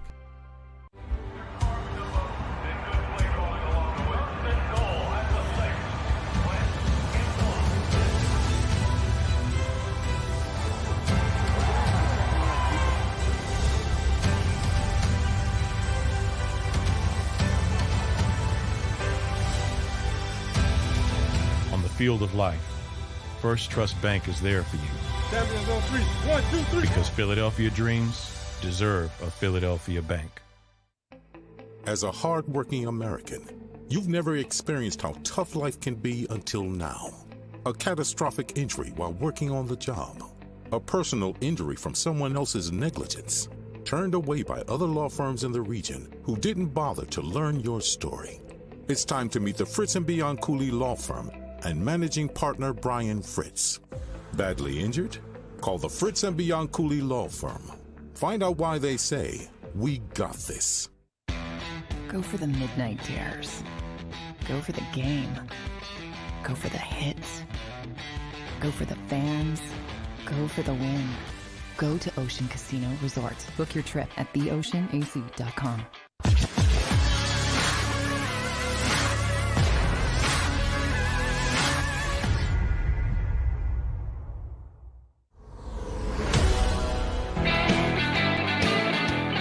Thanks for hanging in with Birds 365 here on the JAKIB Media YouTube channel. Hey, it's Eagles-Cowboys week. Yet it doesn't feel like it. At least it doesn't for me. We'll see if that's the case. Down in Big D, John Machota covers the Cowboys beat on a day-in, day-out basis for The Athletic. Are they getting all pumped up down in Dallas because it's Cowboys week, John? No, I don't get that. I don't get that sense at all. Now, for us, it's a little bit different right now, too, because for the last couple of weeks, we've been just doing interviews like we're kind of doing this right now, via Zoom. So you don't get the same feel as when you're out at the facility. But I get the sense that the offense is eager to get out there and put a better product on the field than they showed against Arizona. Now, do they need to do that for 4 quarters? I don't think so. I think they can probably do that maybe in the first half, kind of get, some good mojo going, and that'll be it for that game. But, no, I don't get the sense that this is anything like some previous Cowboys-Eagles weeks where, there's a lot on the line or anything like that. So, John, you bring that up. So we'll start with Jerry Jones, and he was the one who obviously does his stuff on the radio twice a week. So he came out pretty quickly and said, we're going to play this week. We're going to play to win. And generally what, Jerry wants done is done. Now, he didn't say that we're going to play the entire game. So it sounds like you're saying maybe the old school third preseason environment where you have the starters for a quarter or two, and then you start subbing out. Is that the way you think the Cowboys are going to handle it? I do. It doesn't make a lot of sense to be playing Dak Prescott, who it's one thing if this was like a year or two ago and Dak didn't have any injuries, but Dak's coming off of, he had the ankle injury that he entered the season with. He's had a shoulder issue in training camp. Then he had a calf issue that really he hasn't been the same since he's come back from that. So playing him 4 quarters in this game doesn't make a ton of sense to me. And then you go to the running game, which has been, just very unimpressive, especially from a Cowboys standpoint with the way this team's built. And your 2 top rushers and Ezekiel Elliott and Tony Pollard are both dealing with injuries as well. So, yeah, I can see getting them some touches early, but why would you want to put any more wear and tear on them when you're going to need them in the playoffs? Because this offense isn't getting back on track unless they get the running game back on track. And I don't know how you do that with a dinged up Ezekiel Elliott and a dinged up Tony Pollard. Well, then that's quasi good news for the head coach of the Cowboys, who, by the way, was eviscerated here, hour 1 of our show. He doesn't have to worry about a guy getting hurt, because if a guy gets hurt playing in the first half, he says, well, Jerry told me to. He kind of set the tone for it this week by dictating ahead of time, we got to go out and try and win. If I'm in Mike McCarthy's shoes, I'm feeling good about my decision. Yeah, it was interesting because after the game, he didn't want to get into what their plan would be going into this Eagles game. And then when we had a chance to talk to him on Monday, he said that they had talked about it and that this was their plan. They wanted to build some momentum because of just the way things went against the Cardinals, and it's kind of like the Eagles where the Cowboys are on a nice win streak, but it's hard to sit there and look at it and not factor in who you're beating, And so this Cardinals game that they just played was supposed to be kind of your barometer of where you're at going into the playoffs, because that's the type of team you're going to face in the playoffs. Well, not only is that the type of team, it looks like that's going to be the exact same team that they end up playing again. And so to play the way that they did with that Cardinals team, not having DeAndre Hopkins, not having Marcus Golden, they didn't have Jordan Phillips. I mean, this isn't like this is some full strength Cardinals team. And it's not like it's a Cardinals team that was playing well on top. I mean, they just lost in Detroit. So I think that I'm bringing that up because that factors into this. I think it left a really bad taste in their mouth, especially at home. The prime time, 3:30 game, that national televised game, and for them to kind of lay the egg that they did, where their offense really didn't show up until right at the end. Then you lose Michael Gallup on top of it. I just think they're going to try and get right early on in this game. Yeah, how big is that Michael Gallup injury? And did that have the Cowboys rethinking this and saying, we just lost a big-time playmaker to a torn ACL, and anything can happen. And look, the number 2 seed is still in play, but a lot of things have to happen, so it's probably not realistic. Why bother? Why bother at all when it comes to the key guys, especially in the wake of the Michael Gallup injury? No, it's a great question. I mean, there's a lot of us down here asking the same exact thing. I will say that is their deepest position by far. Cedric Wilson can step into that spot and produce. He's not as good of a player as Michael Gallup, but I don't think the drop-off is going to be significant. I mean, when he had to step into that role earlier in the year, they went 6-1 without Michael Gallup. I mean, that was when the offense was playing its best. So it obviously is a tough loss because he's a really good player. He's capable of being a 1,000-yard receiver. He's capable of being the type of guy that could have double-digit touchdowns. It hasn't happened this year for this offense, and that's the big thing, because the whole goal all season was to get to this point healthy, and relatively speaking, they are. But I think they felt like if we got here healthy, our offense would be playing a lot better than it is right now. And the way that they're going into the playoffs, there just doesn't appear to be any of answers where, yeah, those are fine to beat the Giants and beat Washington, but I don't know if the way they're playing an offense is going to be good enough to beat playoff caliber teams. And so I think that's the major reason why they want to get that offense out there for at least a little bit in this game to try and get it clicking. All right, John, kind of breaking news yesterday. I know that you had to be all over it. Micah Parsons ends up on the COVID list. Both John and I were a little surprised that he was tested at a time when he couldn't have enough time to return and be able to play in this game. I'm sure you noticed the Eagles had 12 guys test positive on Monday, which means they could potentially be back before the game. Gives Eagles a lot of roster flexibility. Does this mean Micah Parsons is not asymptomatic? I know that they keep these things pretty tight under wraps, but maybe you got a pretty good source. What's the deal with Micah Parsons? Is this something he could have been skipped to play the game anyway, and this just locks in the fact that he's not going to play? Give us how it came down over the last 24 hours in Dallas. Yeah, I don't know how far it is in terms of the symptoms, but I know that he wanted to play in this game because, I mean, he's locked up NFL Defensive Rookie of the Year. And I do think NFL Defensive Player of the Year got locked up by TJ Watt on Monday night when he had the 4 sacks. But if Micah Parsons goes in this game and has 4 sacks of his own, breaks Javon Curse's rookie sack record, he could potentially be the only other guy. It literally could be Lawrence Taylor and Micah Parsons as the only guys that ever won Defensive Rookie of the Year and NFL Defensive Player of the Year. And that's certainly something Micah Parsons wanted. And so he's disappointed. I mean, we got to talk to him on Tuesday. This comes down on Wednesday. Obviously, he sends out a tweet after just how disappointed he is to let his teammates down. So I don't see any way he plays in this game. But I guess if you're a Cowboys fan, you're probably like, well, just like with several of the Eagles players you mentioned, well, that at least means that they're in good shape to be able to play, for the first round of the playoffs. The issue there, though, is what's your conditioning like? COVID is one of those things where it's like you're not going to be practicing and doing anything. So where is that at next week? Yeah. How is he doing when he's at the facility and that? Because, I don't know how much I would imagine you guys hear about it a lot, but like, there's no question that Micah Parsons is this Dallas Cowboys MVP this year. He is the reason that they were able to elevate to where they are right now. As much as everyone always says it's Dak Prescott because he's the quarterback, Micah Parsons having the rookie season that he did is the reason the Cowboys won the division and they're in the position they are right now. That completely stunned everybody that he was able to make this type of an impact on a defense that last year was arguably the worst in the league. Yeah, they sort of made that change, John, when DeMarcus Lawrence went down and the ship was Micah to edge rusher. So his ability to play, both positions is pretty amazing, especially for a rookie. But my larger question is, now that DeMarcus is back and Randy Gregory has been unbelievable from the outside looking in, and you have Micah Parsons, how has that worked out? How is Dan Quinn using those guys? How is that to have 3 impact pass rushers like that at times? Looks like the best group in the league to me. Has it been working out that way on the field?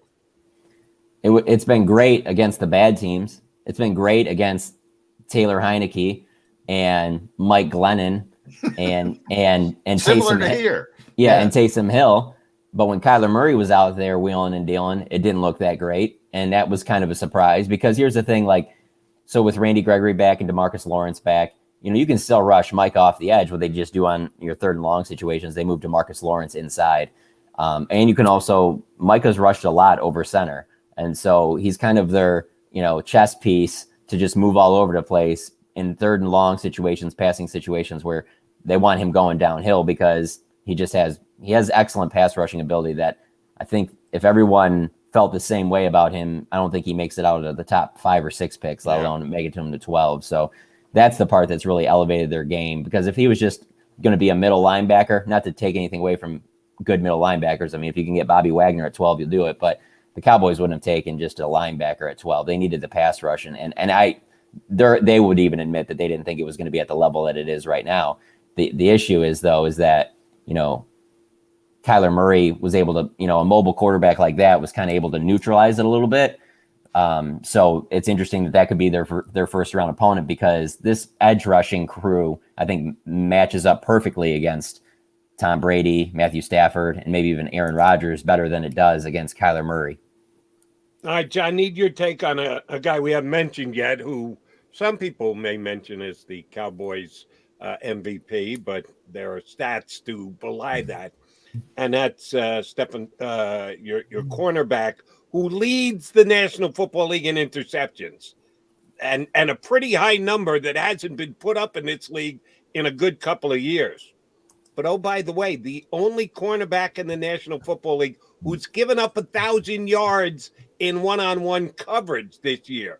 So he is the prototypic boomer bust type guy, either making big plays or giving up big plays. How is he judged down there in Dallas these days? Well, because the Cowboys for so long, I mean, more than a decade, haven't had a playmaking defensive back like that, everybody's just fine with it, because they're just like, oh my God, this guy actually gets takeaways. Where the perfect example is literally Byron Jones. He was a very good corner for the Cowboys. Obviously, he was paid very well by the Dolphins because he was a good corner for the Cowboys, but he didn't make plays on the ball. Now, he would not be in that list that you just mentioned there of giving up 1,000 yards, certainly. Byron Jones is great in coverage and doesn't give up those big plays like that, but then he also doesn't make plays. And just in watching this Cowboys team this season, it's hard to quantify. I guess is the best way I can put it. It's hard to quantify what his interceptions have meant, because they've been game changers. They've been momentum boosters for the way they started against Washington 2 weeks ago. Looked like the same exact offense we've seen for the better part of the last 2 months. Trayvon Diggs, they test him on the very first play. Heineke goes deep to him looking for Terry McLaurin, and Trayvon Diggs picks that off, and it was like gasoline to a fire inside of AT&T Stadium, and it just changed everything. So because of that, Dan Quinn's going to live with him giving up the plays, because when he makes the big plays, and as you mentioned, 11, it's just absurd that it's been so long since someone, especially with the way the game is so pass heavy, has been able to do that. They're willing to live with that. Now, that's certainly stuff he has to clean up, because equally, he gives up the big play on a double move to A.J. Green to start the game against the Cardinals, and that was a big play that kind of got the Cardinals going last week. And so, yeah, he's certainly without warts, or not without warts, sorry. But just the 11 interceptions is 11 interceptions. I mean, just the way he gets his hands on the ball, the way he runs routes. I mean, he looks like a wide receiver out there. It's funny because I see these rankings that people will say like he's the 110th rated corner or whatever like that. All right, give me 32 GMs and tell me how far he gets. If you get to redraft every single corner that's in the NFL right now, I'd be stunned if you get to like 5 or 6 and someone hasn't picked Trayvon Diggs. So you can rank him 150 something, but a guy that takes away 11 balls is a guy that takes away 11 balls. I don't see anybody else coming close to that. Those things aren't weighted for big plays, and coaches and GMs like big plays. So you're 100% right there. I do want to give you a warning, John. It is going to be awfully cold in Philadelphia this Saturday night. The playoffs run through Green Bay, obviously. Any thought process from the Cowboys that this is a nice little preparation for a potential visit to Lambeau Field? You're dead on 100%. I can't remember exactly the exact wording that Mike McCarthy used the other day, but it was along the lines of like, this will serve us well going forward. And it doesn't take a genius to realize what's in the NFC. And other than Green Bay, it's all pretty much warm weather outside of Philadelphia. You know, that's the whole thing. This whole season, it hasn't been really a mystery for the Cowboys. It was like, all right, you get in the playoffs. It's between Tampa, who Cowboys fans would be represented very well in Tampa in that stadium. I mean, I was there week 1 when they were getting their rings and hanging their banner, and that was 50-50 Cowboys fans for that huge game for the Bucks. The other one would have been at LA, where the Cowboys, that would have been like a Cowboys home 70-30. Right. And then Arizona, which the Cowboys would be represented well, and then obviously that would be inside. And then there's AT&T Stadium. So the only outlier is is Green Bay and the cold. And so that certainly is on their mind. And it just, that's the beautiful story of all of this, is that if you cover the Cowboys over the last 2 years, you just had to feel like they get Mike McCarthy. Aaron Rodgers has been their Achilles heel. Like, it's going to have to go through Green Bay. I don't care if you get the 1 seed or you get the 7 seed. Your chances of going to the Super Bowl are going to run through Green Bay, and all those storylines that come with McCarthy and Rodgers, and how many times Rodgers has been a thorn in the Cowboys side. Like, that's just the way it is. You're not going to sneak in and backdoor into the Super Bowl. Like, you're going to have to go the tough route. And that's a great point. That is something, and that's probably a factor in why some of these starters are going to play a little bit longer than they probably should, is because the weather really isn't like that down here. So this could be a good warm up for a couple weeks from now. John Machota here with us on Birds 365. John, we mentioned earlier in this segment that Jerry Jones was the first one to step out and kind of direct the ship as to what the Cowboys are going to do in this game against the Eagles, and the coach fell into lockstep thereafter. Jerry's a hands-on owner, always has been, always will be. Some would say meddling. I would say guy willing to spend the money to do what it takes. So there are Jerry detractors and Jerry defenders. He did give Jason Garrett a lot of time to be able to get this team moving forward, and finally pulled the plug on him. What's the relationship right now between Jerry Jones and Mike McCarthy? Are they on the exact same page? Is Jerry bending over backwards to give McCarthy credit? Is he still parsing out the success a little bit at a time? What's the relationship between the hands-on owner and the head coach of the team? Jerry has certainly gone out of his way to give Mike praise, and I think one of the biggest reasons for that is because when you're a head coach who you're not calling the offense and you're not calling the defense, if you have success on either side of the ball, most of the credit's going to Kellen Moore on offense, Dan Quinn on defense. And as you see, their names are being mentioned for head coaching jobs. And so I feel Jerry has gone out of his way to give credit to Mike. And I do think that they're pretty lockstep. With that being said, Mike McCarthy was not brought here to win the NFC East. He was brought here to win playoff games, to get past the divisional round, to get at least the NFC Championship game for the first time since 1995. So while all things are fine right now, I think it would be not, and I'm not saying that Mike McCarthy would lose his job or anything, but things could change real quickly if the Cowboys season that had so much promise and everyone was getting healthy at the right time ended with 2 losses in 3 weeks to the Arizona Cardinals in your home stadium. That I don't see that going over very well. And And so that's something to keep an eye on. Again, I don't think that means that Mike McCarthy wouldn't be back next year. I certainly believe that he will. I have no reason to think that he won't. But that'll speed up the whole process there, because the thing with Jason Garrett too, as you mentioned, is that 2016 team they thought was really special. They won 13 games, got the 1 seed. They lose to the Packers in the second round. I mean, that one bothered Jerry a lot, because he thought of that as being a real good chance to win a Super Bowl, and it didn't even get close to getting to the Super Bowl. So Mike McCarthy is about to be judged in the next week or so going forward, and if they can have playoff success or not. Well, you mentioned the talent, and it's pretty impressive in Dallas right now, John. And you mentioned the coaching and the coordinators, Dan Quinn and Kellen Moore. Jacksonville, I believe, requested permission to talk to both. How have they handled it? Have they done it? Did they try to kick it off till after the season? How are those guys handling those types of issues? Yeah, they both were requested for interviews. Dan Quinn has pushed his down the road. I believe Kellen Moore, if not today, tomorrow, he's going to interview virtually. So it hasn't had any impact really on their day-to-day, at least from what they've told us, from what Mike McCarthy's told us. It should be interesting, because we have a conference call today with Kellen Moore, so I'm sure that'll be a pretty hot topic there. But it is interesting that Mike McCarthy has continually said the same thing over and over when asked about this stuff. He's like, as long as common sense is involved, meaning that as long as you're not going out of your way and you're taking away from the job you have right now and you're using common sense, he has no issues with coaches interviewing for these positions. He understands that there's only 32 jobs, that obviously these guys, if they get the opportunity, are going to want to, they're going to want to be head coaches in that. So as of right now, it hasn't been a distraction. But again, going back to what I just said about the playoffs, if they lay an egg and the defense doesn't look good or the offense doesn't look good, it'll be something that'll be brought up with, I wonder if that was a distraction at all. Then again, though, if they do lay an egg, I don't know how bad that hurts whatever team is looking at adding one of them if they do get a job somewhere, because like I said, there's only 32, but are there really 32? How many of these jobs really don't come open very often at all? So yeah, Jacksonville's are there, and you can get some Detroit Lions is in there and stuff like that. But like, how many of the really, really good jobs come open? And so I get the sense with Dan Quinn a little bit more than Kellen Moore that Dan's going to try and be a little bit more picky about it.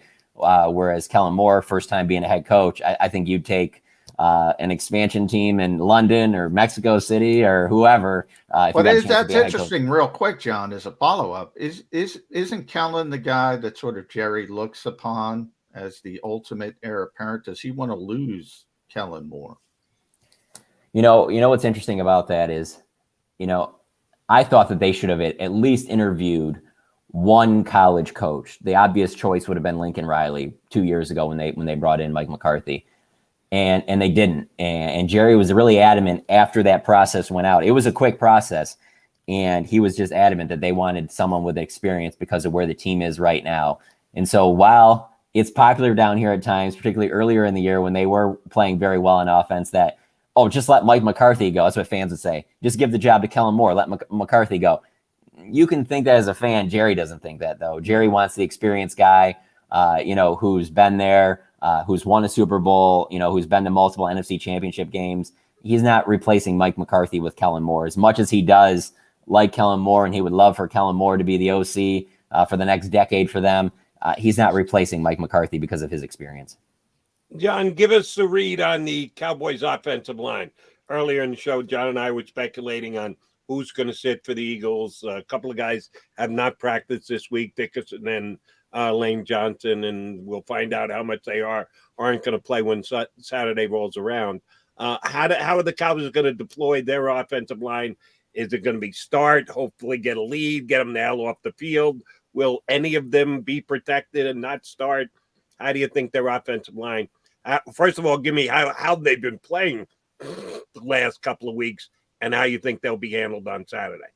Yeah, they definitely haven't been playing well. And the biggest issue has been the penalties, holdings in particular. Like just, anytime they had even a decent run against Arizona last week, it was like you just look back at the officials because you just knew that there was going to be a holding. And here's the thing, like the players complained about it after the game, about the way that how close the game was officiated. And almost to a point where you're like, why are you using this as an excuse? But when you saw the replays of the calls, they were holding. I mean, it wasn't like there was just these phantom calls or anything. The offensive line just hasn't played well. And it just, when you have Tyron Smith and Zach Martin and Lyle Collins and even Connor Williams, a second-round pick, like, you assume that this is going to be one of the best offensive lines in football, and it hasn't. It's been middle of the pack at best. They've struggled to have any continuity throughout the season. They've rotated guys in and out. They're just getting Tyron Smith back healthy. And so to answer your original or your initial question, I do think they're going to play at least a few series with a Tyron Smith, and then maybe they get him out and bring in the second-year guy in Terrence Steele, get him some work. But because they just look so poor, particularly in the running game against Arizona, they have to get him at least a few series if they're going to play these starters. The other part of it is, if you're putting Dak Prescott out there, why are you putting him out there if you don't want him protected by your best guys? And so, again, I find it hard to believe these guys are going to be playing in the second half, but at least for a few series. I anticipate the starting Cowboys offensive line being out there and them trying to establish the run, because that's the big issue that they've really been having, is they just have not had 45 yards rushing last week. I mean, that's unheard of for the Dallas Cowboys offensive line and their running game.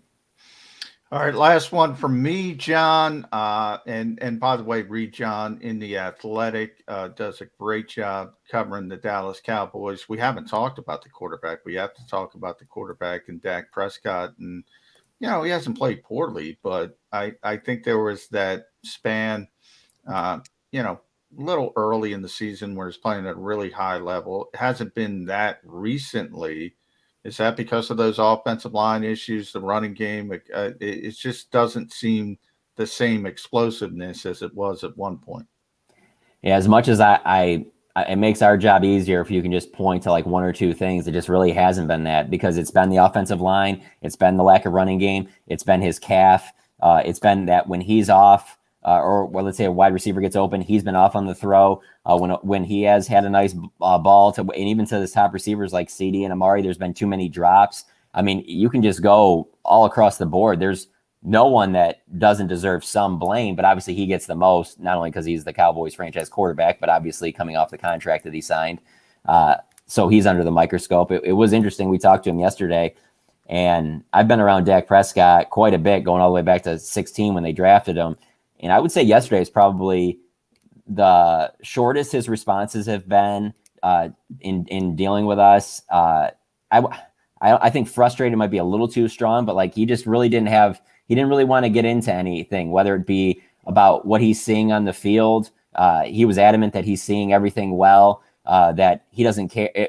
He said he's adamant that he's seeing everything well, even though we might not be thinking that, but then added he doesn't care what we think. And that was just very un-Dak-like for him to say that, which I thought was interesting, because it just, in a way, it's small, but it shows kind of his frustration that, this is a guy that early in the season, the way he came out week one, you were like, oh, I didn't think Dak was going to be like this right off that ankle injury. And he was right, going in the bye week, MVP conversation. Now he's just kind of played like he's had a solid season, but it hasn't been great. And having all these receivers healthy now and having all these pieces coming back at the right time and it's not clicking, there's no question that he's frustrated about it.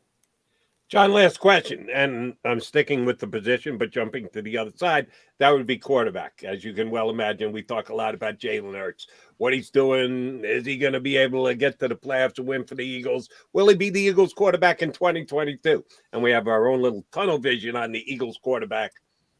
What did anybody down in Dallas say this week about him? Be it either Dan Quinn and or any of the players? What was the Jalen Hurts conversation from an opponent's perspective leading into this game? There really hasn't been a lot. And I think it has something to do with the fact that at least the vibe down here is that people really don't believe that the Eagles are going to be playing Jalen Hurts very much, whether it be because of his ankle injury and who knows how much worse that could have been if that railing would have fell on him, but that's another topic. I feel like that's probably the biggest topic down here is just that FedEx Field is a dump. They got so lucky that he didn't. Wait. You didn't hear? If it's not going to be AT&T, FedEx Field is the backup plan for the Super Bowl.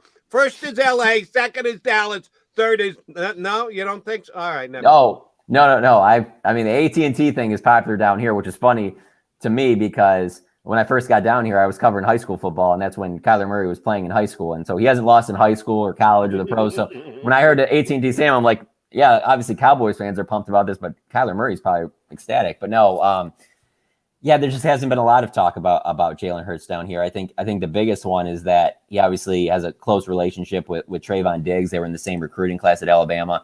And Trayvon Diggs has got 4 interceptions in 3 games against the Eagles. And so, Trayvon didn't want to say why he thinks that is or anything like that. He was very guarded on his response. He's just like, I don't know, we see them a lot, so maybe that has something to do with it. But it's interesting because coming off of the way Kyler was able to run, particularly late in the game when the Cowboys needed a stop in the last 4 or 5 minutes, it is interesting. They played well against Jalen Hurts earlier. But if this was a game where either one of these teams needed to win to get in the playoffs or both, it would be interesting to see how they handled Jalen running the football, because they did have problems with Kyler Murray doing that. But no, unfortunately, just because of the meaning of this game, there just hasn't been a lot of Jalen Hurts talk.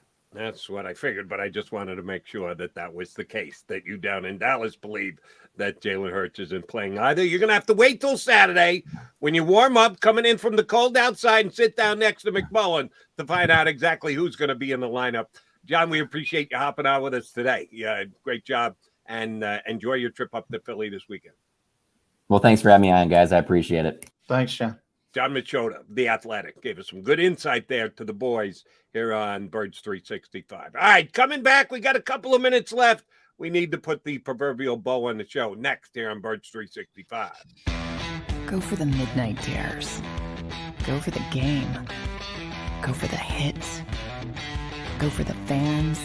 Go for the win. Go to Ocean Casino Resort. Book your trip at theoceanac.com.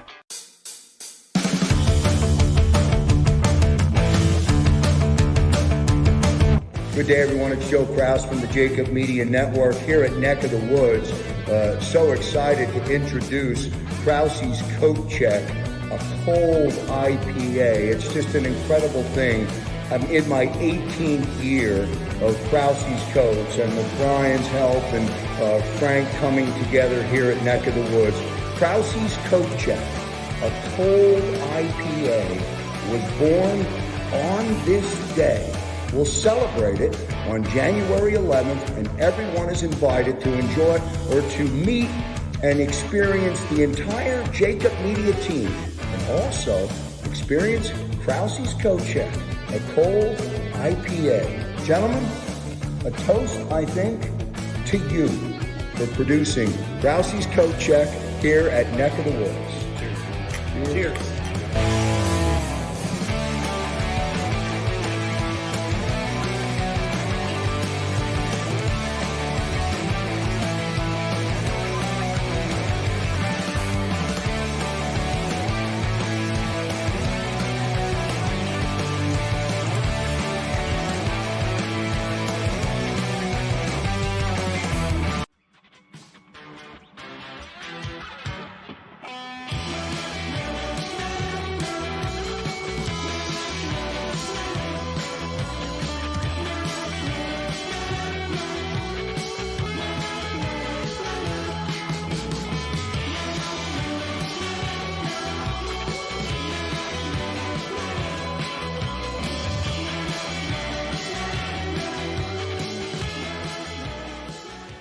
At Stateside Vodka, every new customer gets the world's best rocks glass, free. What's that? A rocks glass? You're telling me that bottle is cut in half? You could say that. Holy shit. And you're telling me I can get one of these glasses for free? That's right. 1 free rocks glass per customer with each first-time purchase of Stateside Vodka. So good, it just disappears.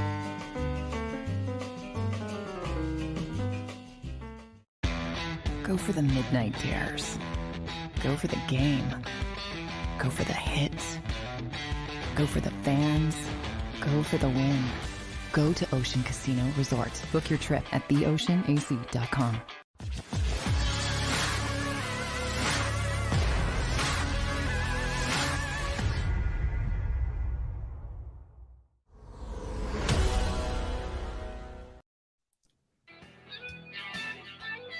Appreciate you guys tuning in to Birds 365. McMullen and McDonald here with you.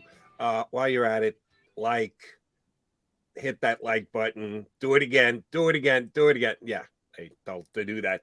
We do appreciate the fact that you tune in, and while you're at it, you can like us, and it'll improve the what do we call it again? That the mathematical form, the algorithm, which I don't understand a little bit. That's a Xander production. The the algorithm. Xander thing goes up right over my head. But we do appreciate you guys supporting the channel, and specifically Birds 365. All right, J-Mac. Today a practice day. You heading down? You zooming your life away? What do you got on your docket the rest of the day? Zooming my life away. The head coach and the players at 11 o'clock. So very little time between Birds 365 and Zoom World walkthrough today because it's typically a Friday. So, yeah, where are we? They're playing Saturday, so that would be yeah. That's where they are. Right. So you're not missing out on anything as far as getting knowledge from practice because it's only going to be a walkthrough anyway. I'll get your feeling more on it tomorrow, but just a little tease today. What do you think the crowd's going to be like on Saturday down there? It's going to be cold. I wasn't joking with John. It's going to be cold. I think it's going to be like 18 degrees at night, high of 30 maybe, if I'm correct. And obviously when the sun goes down, it's a night game. That's an interesting question, Jody. I mean, it is Philadelphia, but it's not a meaningless game, but fairly meaningless in the large scale of things. It is the Dallas Cowboys, though. I think it's going to be pretty full, but I wouldn't be surprised if people were leaving early. You know what I mean? It's a reduced meaningful game. It's the Cowboys, but again, and it's speculation on our part. Maybe you think that you'll get a little bit more out of the coach today, may tip his hand a little bit. I think he plays them close to the vest. His cards will not be shown today much more than he high has. Of 32 on Saturday, Jody. 19 below. Okay, so and it is 8:15 start, right? 8:15. Right, because it's the second of the two games on Saturday, which means it'll be running late and the temperatures will be diving as the Eagles and the Cowboys are playing. And how many guys? If the guys are not going to play, the starters and the like, all on the bench, uniformed up, civvies up in the press box. The guys who are inactive will obviously the COVID list guys. If they don't activate guys, they won't be there. Obviously, because they can't be around the team. If you're not active, you'll have the street clothes on. And, if you're active and you're out there to play a series or two, I'm looking at you, Jason Kelsey, you got to dress, obviously. So you're going to be on the sidelines freezing, what off. He may not come back out for the second half. Make sure you got the binoculars ready to see if he's on the sideline in the second half. All right, last one, JM. And again, something we can talk about tomorrow that we'll expand upon. Gardner Minshew went to the coach recently and said, hey, what can I do?